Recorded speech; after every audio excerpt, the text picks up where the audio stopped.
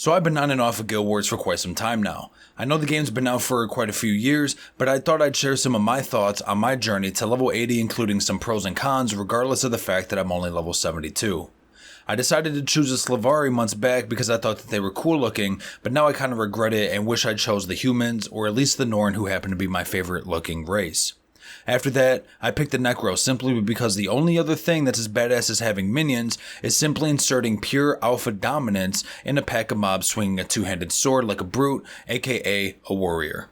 Now I know the game came out in 2012, but if I'm to be honest, this game still looks really good. While climbing mountains and tall buildings collecting vistas is really cool, I enjoy the fact that Guild Wars has a semi-realistic yet fantasy look to it that could possibly test the age of time. The UI is very clean, yet restrictive unlike other MMOs out there in regards to moving it around the screen, but unlike those games, I don't really feel that it's necessary considering you only have 10 abilities at a minimum, excluding certain classes like the Elementalist. Now when I'm exploring the world and taking in this vast, beautiful beast of a landscape, my FPS sits around 100 with most settings on high, but of course quickly drop because I'm either entering a zone boss fight or simply going into a citadel packed with players. Now from my understanding, this game runs DirectX 9, which I believe is single core bound, which serves me no help considering I have 12 cores with my 5900X, but I could be wrong. Now with recent news, ArenaNet announced that they will be switching over to DirectX 11, which is great news for everyone considering their game performance, and honestly it's kinda needed while entering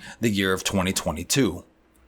For the most part though, my journey across Tyria has been a pleasant one, slaying mobs and doing hearts, which are like quests, but instead of clicking on an NPC, you just have to run into the zone and the objective details automatically pop up on your screen. Some of these are pretty tedious, but others can simply be a breeze, which in the end offer a decent amount of XP no matter how high of a level you are, incentivizing to hit low level zones even if you're above the zone cap. See, the thing in Guild Wars is that even if you're far above the zone level, the game will then match your level to the zone, which is nice because I always hated going into lower tier areas in other MMOs because it renders almost everything useless. Now to be fair, I did boost a character to level 80 a while back just so I can get a raptor unlocked, which essentially is a fast moving mount which can jump and cross impressive distance, making certain leaps not so risky. Honestly, the reason I did this was just because I just wanted to speed up the travel time for exploring, but even though running around is cool, nothing is better than having a mount regardless of what it looks like. I've heard Guild Wars focuses on solo group play, or in other words, you can play the game solo but end up doing live events together and participating collectively to take down certain bosses you come across. The content, or at least boss health, seems to scale with the number of players encountering it, so it's nice to know that I could possibly solo it, but at the same time it feels cool when you either engage first or jump into the action while others running by tag along. When it comes to guilds, I've yet to find an active guild with a Discord, but also considering my busy work life, I in general can't play as much as I would like, so for right now I just engage in random chats with people in each zone. The only downside I've really came across right now is that I consider myself a somewhat completionist. Now, even though each zone has something cool to offer, completing every zone in regards to vistas, hearts, and points of interest, and more over and over can seem to burn me out kinda fast. I personally feel like Guild Wars is the perfect game to either grind out for your heart's desire, or simply to pick up and enjoy for a few hours a day while completing some areas, or just to simply gather resources to either craft or sell, because when you're a noob like me, even 250 iron ore for 1 gold doesn't seem that bad.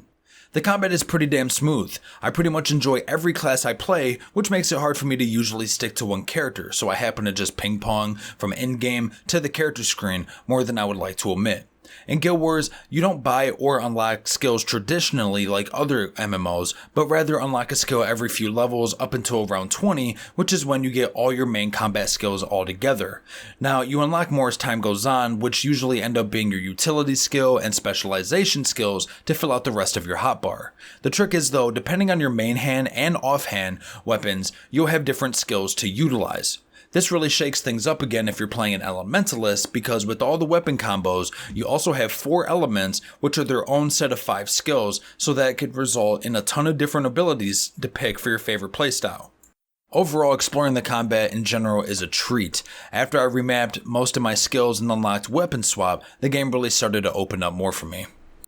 Now, for my conclusion, I just want to say this video was never meant to be a well-rounded talk explaining everything for a new player to do or what one will experience. I just wanted to have fun and tell you guys what it feels like and what I've noticed from my little time so far playing Guild Wars, considering Final Fantasy XIV is on my platter for playtime, and honestly, I don't really know how to feel about that game. Guild Wars seems like a breath of fresh air considering PoE is my main game, and I'm just waiting for PoE 2 to drop, and Ashes of Creation still has a little while to go. If you enjoyed this content, it would mean the world to me if you gave this video a thumbs up. While you're at it, comment down below which MMO you're loving right now, or which MMO you will give a shot at in the future. I'm Rarest, and I'll see you all in the next one.